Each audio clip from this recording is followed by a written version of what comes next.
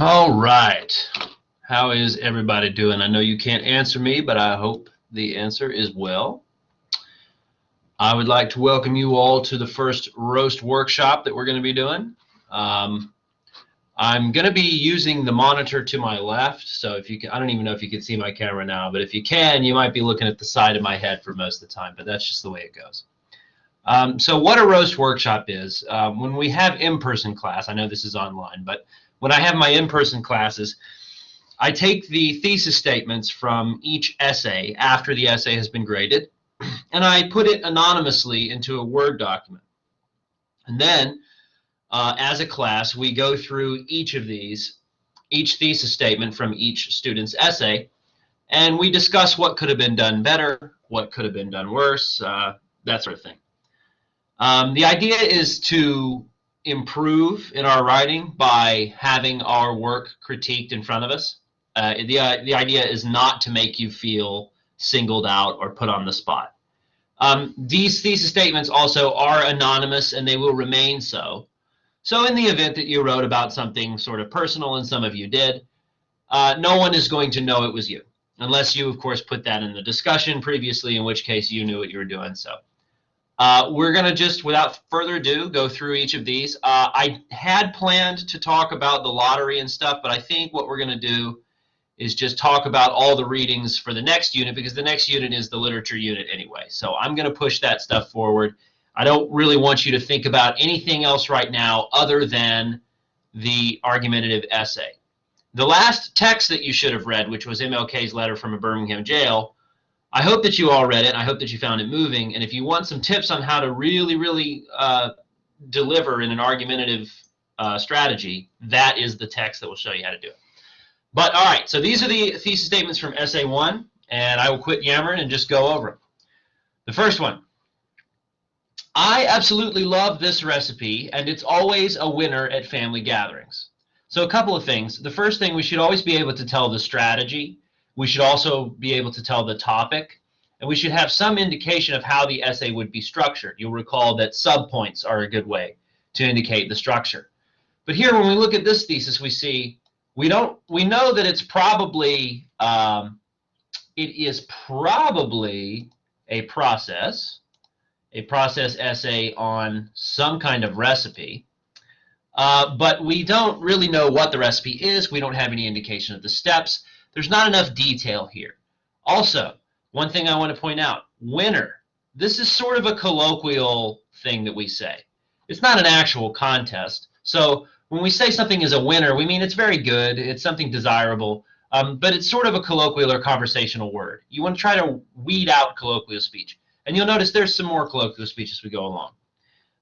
Another thing is, especially for the second essay, make sure the first person, that you get rid of it. It was okay in some cases if you were telling a narrative or something, but now that we're moving to the second essay, we want to try to get rid of the first person. There's always a way to avoid using the first person I.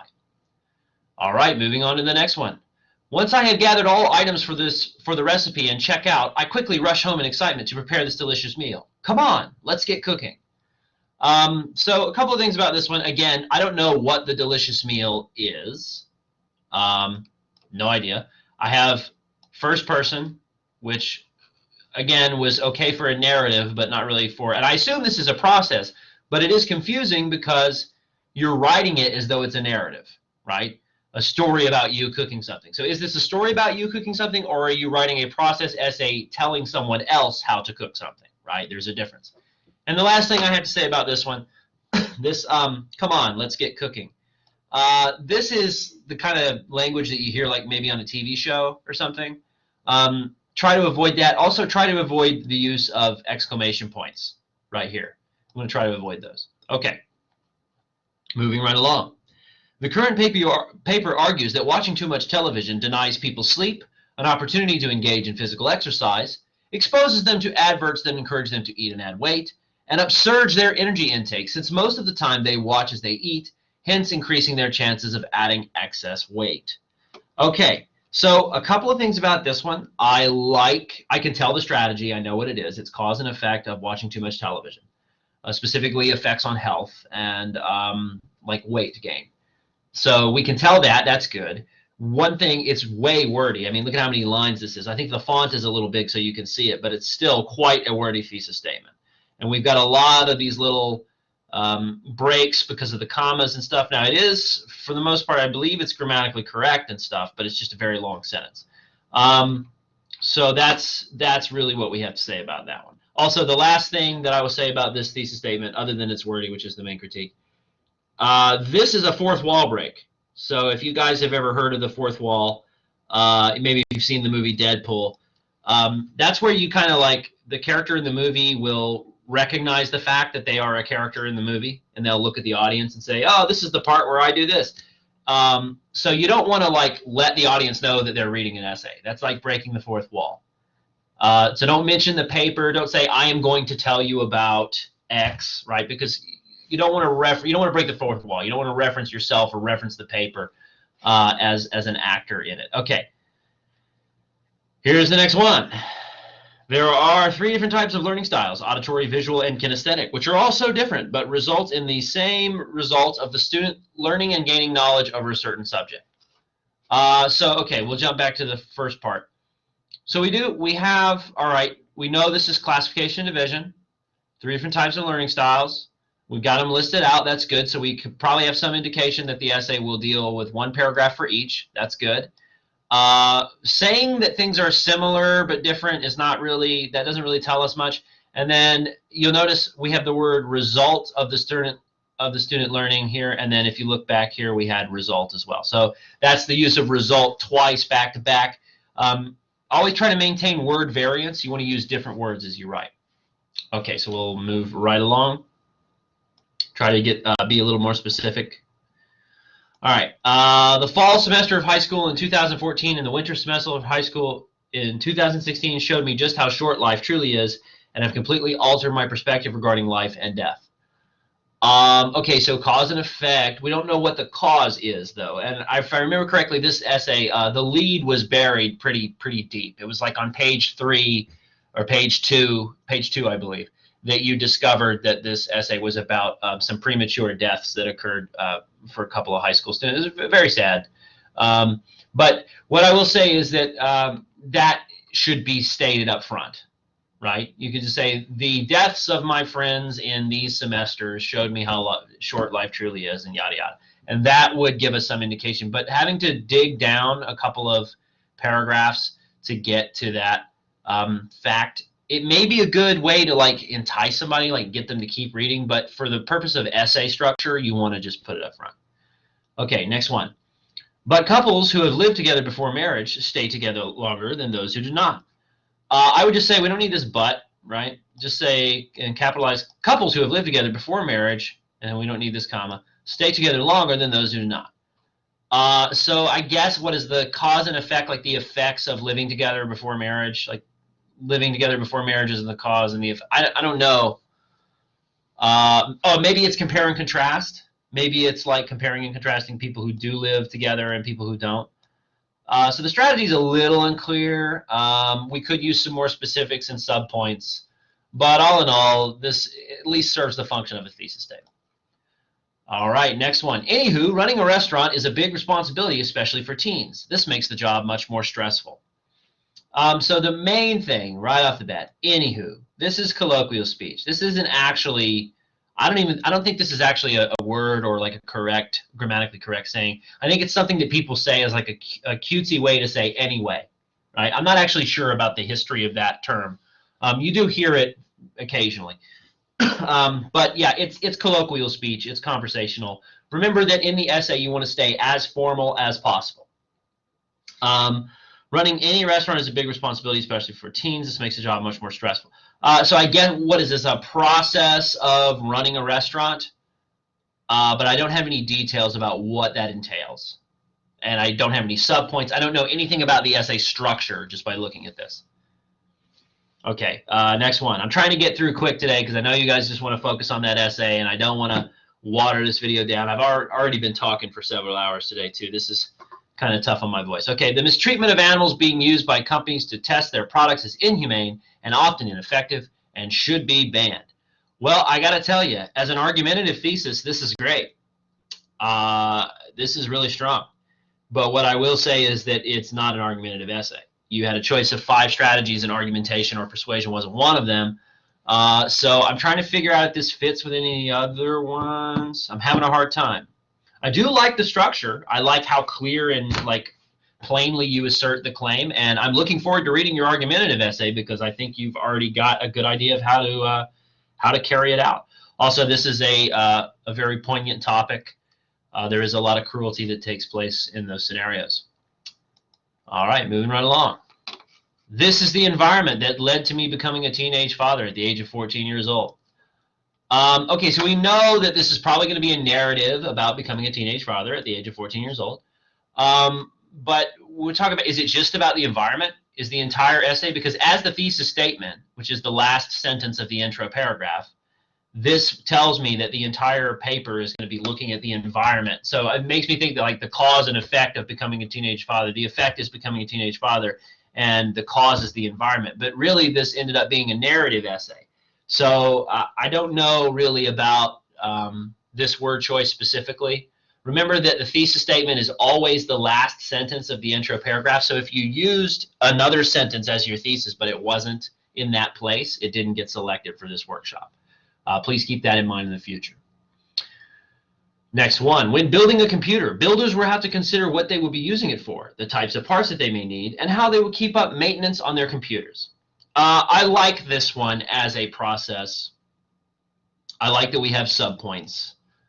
I like that we know what the strategy is. I like that the thesis stands on its own and it's clear. Couple of things I could say. Word variance, we have the word computer here twice. And we have building and then builders right next to each other. And you probably don't hear that when you initially write it, but it does translate, especially when you're like me and you're reading it out loud, you can really hear it, right? Because the sound is much more emphasized. That's really all I have to say about that one. That's a good example of a process thesis, so well done. Next one, when using social media, do you see the bad and the good things about it? I do, to answer your question, but you should never have a question as a thesis statement. It is possible that in the past you've had a teacher that told you to use a question as a thesis. I'm not that teacher. I want you to make a clear statement.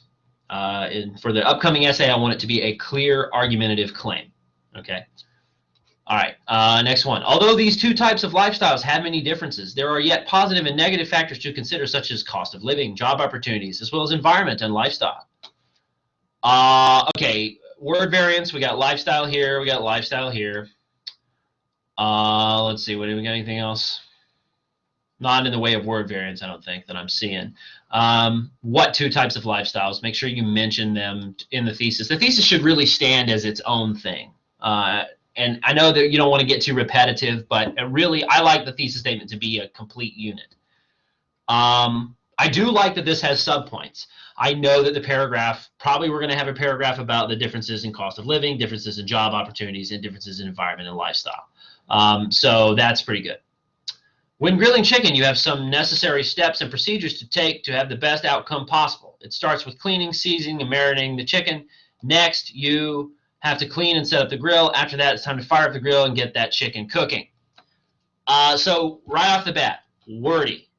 And even though this whole block of text is functioning as a thesis, it's like 3 or 4 sentences long. Remember, you want 1 to 2 sentences minimum. I'm sorry, maximum. Maximum is 2 sentences. You really want 1. If you use 2 sentences, it's because you got so much going on that you had to use 2. But 1 is what I would prefer. Also, here we go with the sort of like Cooking Network sort of talk, like, all right, let's get the grill going, let's do it. That's kind of colloquial. Try to avoid using exclamation points. Because think about it, when you read an exclamation point, you read it as like someone yelling at you, right? So it really isn't a very effective punctuation. This pandemic generated by containment measures includes a journey across the world. The sport suffers particularly because of cancellations and reports of events and championships. These measures are taken internationally. So I think this is a cause and effect on the cause being the pandemic and the effects on sports. So that's evident, but the wording is kind of strange. and it's like 3 sentences, so we want to try to keep it to 1 or 2. Try to be concise and clear and that sort of thing. Okay. Cardiac arrest takes more lives than colorectal cancer, breast cancer, prostate cancer, influenza, pneumonia, audio accidents, HIV, firearms, and house fires combined. That is a provocative fact. It would be a great hook, like really great hook. You want to start off a paper about, the effects of poor eating and talk about cardiac arrest. This is a great hook, man. You put this up there, people go, oh my God, this is the deadliest thing in the world. And they'll want to know more. But as a thesis statement, I'm not sure what the strategy is. I'm not sure why this is in the place of the thesis. I think it would be a great hook, but I don't think it accomplishes the goal of a thesis statement. Okay. The story of how we were introduced, events leading up to our first date, and our actual first date is a story I will always close to my heart. So we are missing words, probably keep close to my heart.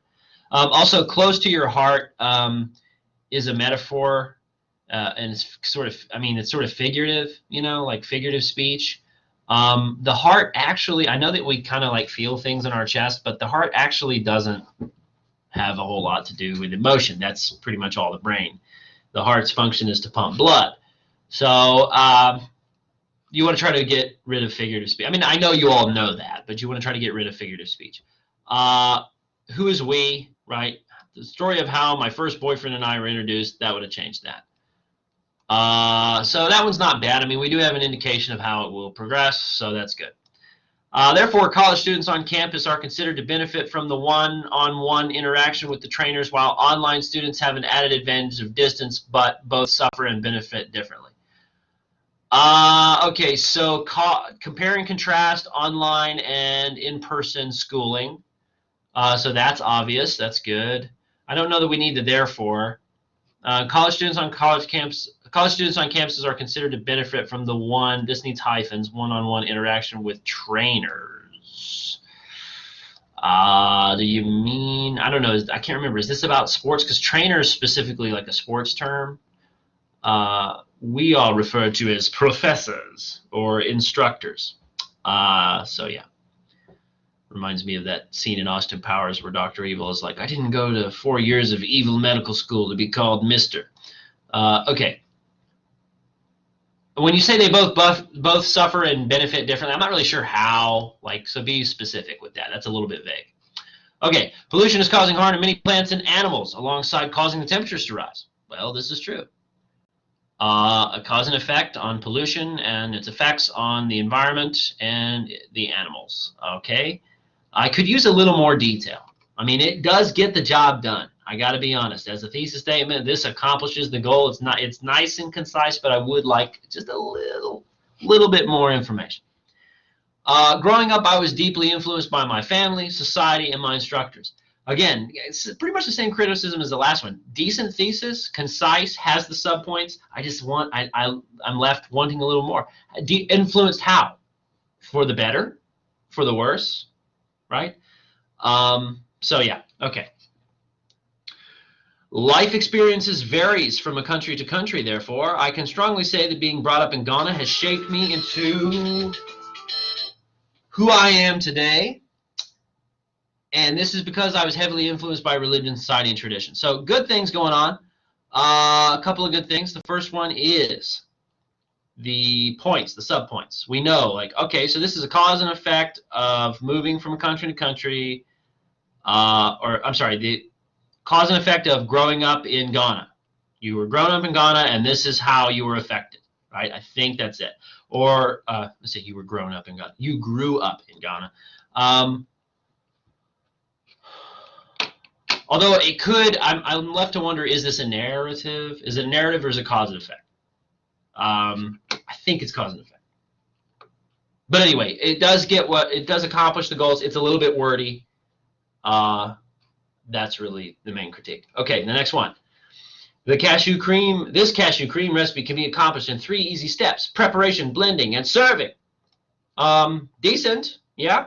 Does what we need it to do. Only thing, exclamation point. Makes it sound like you're screaming. This cashew cream recipe can be accomplished in 3 easy steps: preparation, blending, and serving. Like, it's too much. Sorry for that voice. That was terrible. That was cringe. I apologize. It's been a long day. All right. I learned never to trust my brothers again, and let's try this again. I learned to never trust my brothers again, and late night golf cart rides changed completely for me. It was a night I would never forget. Okay, so we know this is a narrative about the late night golf cart ride, but we need a little more information. What happened that night? Why is it so memorable? What sort of series of events did you go through? Remember, the problem with the narrative strategy is that it's too easy to just spit out a bunch of thoughts and they have no structure, right? So what you want is structure. Lay out the structure clearly for your reader. One should collaborate with other members of the party, choose a class and race, describe one's character, determine ability scores, and choose equipment. Okay, so we have the steps, right? They're clearly laid out.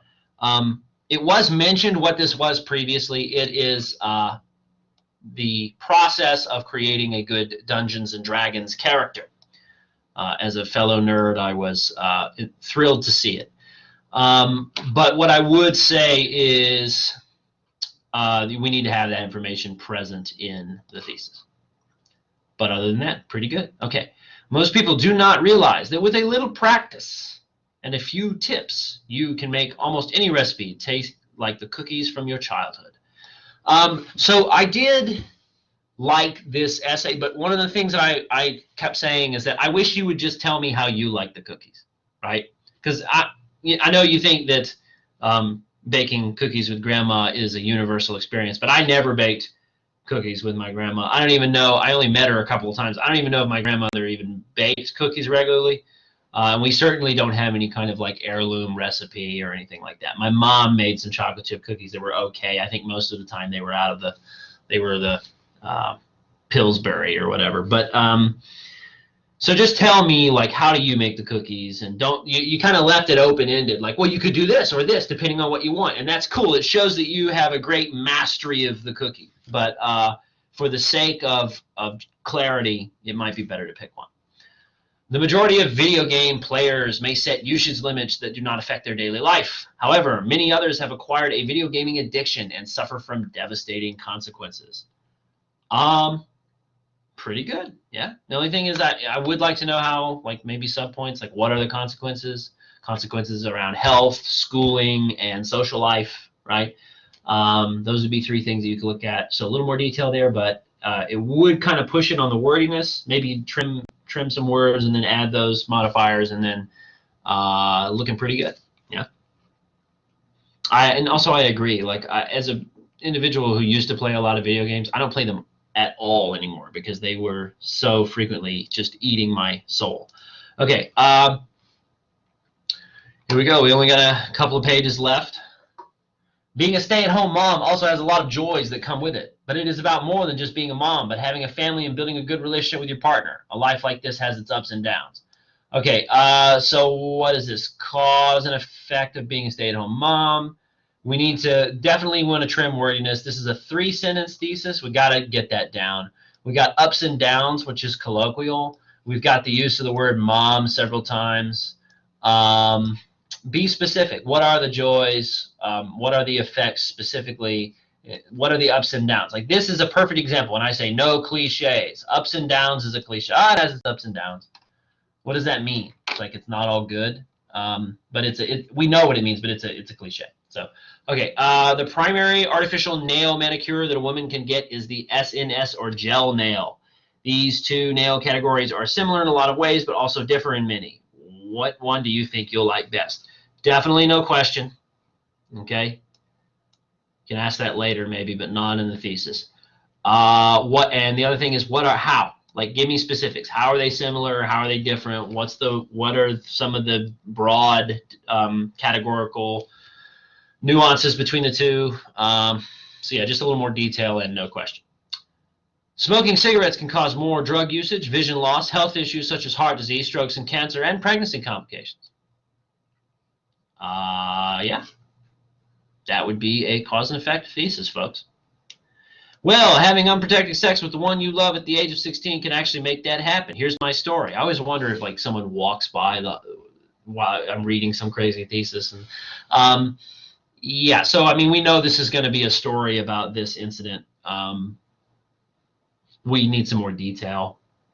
You don't want the thesis to reference the previous sentence either, because you say make what happen. Like, what did you say previously that you're now having to reference here?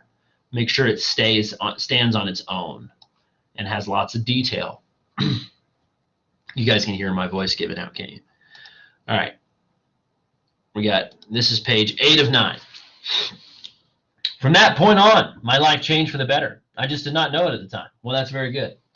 I mean, it's very good that your life changes for the better. It's not a great thesis. We need a little more detail. Yeah, remember, there has to be a single sentence at the end of the intro paragraph that embodies the axis of the wheel. It is the center of the paper, the most important focal point that lays out the structure and presents the main idea. If you don't have that, it's a pretty significant deduction. The newly created social norms will undoubtedly shape the futures of both millennials and Generation Z as they create their own place in the world and raise the next generation. Yeah, what are the social norms? Mention them specifically. I think you listed them in the previous parts of the intro, but remember, the cheese stands alone, right? I'm referencing that nursery rhyme that no one ever knows. It's called The Farmer in the Dell, by the way. And at the end, there's all the animals have friends, the barn animals have friends, but the cheese, he stands alone. And I think it's because he smells bad, like he's Limburger cheese. But anyway, I make the reference and no one ever gets it, and then I have to explain it and I look stupid. So yeah, give me a little more detail here. All right, I like that it's comparing these two generations. That's cool. I need a little more information. There was a lot of differences between the North and South, such as the population, the economy, and their very different views on slavery. There were a lot of differences between North and South, such as, we probably want a colon there, or something. Their population, their economies, and their very different views on slavery. So just some grammatical stuff there mainly. But we do know it's compare and contrast, and we've got subpoints, so that's very good. This essay will compare the price and availability, the system specs, and the exclusive titles of each console to help you decide which you should purchase. Okay, good. We know it's compare and contrast. You're giving us the things you're going to compare and contrast over. I would just like you to mention the consoles in the thesis itself. I know that can sound a little redundant because you just mentioned them previously, but this is just for me, it's a way to ensure that your thesis is very strong. Okay, I would like to tell you how I learned to believe in the inherent kindness of strangers and how Lady Luck always has my back in the end. Okay, so we know that this is some kind of story. We don't know really about what. It has something to do with being lucky and dealing with strangers. Lady Luck is no. I know, luck be a lady, Lady Luck. It's something we say. It's a colloquialism. It's a cliche, right? And you remember, you want to get rid of colloquialisms and cliches. Be as formal as possible. All right, final page. Oh, the final page is empty. That was the final one. Well, that's a nice surprise. Okay, so I've gone through everyone's thesis. If yours was omitted, I'm sorry. I thought I got everybody. But anyway, so you should have some indication of what makes a good thesis, where you did well, what you could have done better, and hopefully this will help. So for tomorrow, which is a Thursday, in the morning from about 8 o'clock to noon, I will be available. If you would like to speak to me on Collaborate, just shoot me an email, let me know. I'll pop my head in the Collaborate session and we can have a chat. Because the essay is approaching. It is this week, and I think we have an essay and a discussion, but you should have already done the discussion in advance, right? Because you got to stay on top of those things so that people can comment.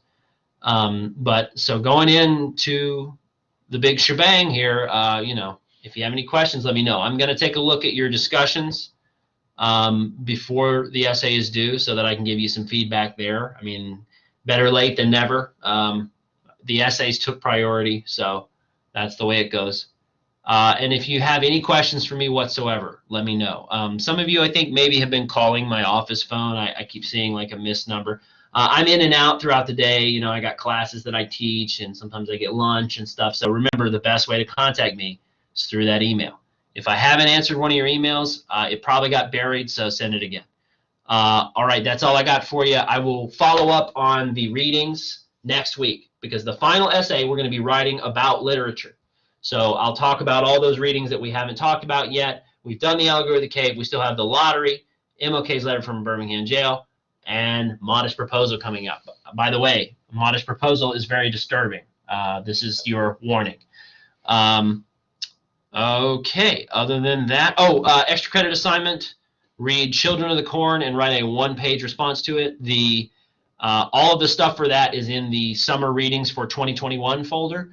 You will be able to find the assignment sheet, the actual reading itself, and the Dropbox. It's a very cool short story by Stephen King, a very famous American author, Stephen King. So if you're a Stephen King fan, you can do the extra credit assignment. It is worth 2 of your lowest daily grades.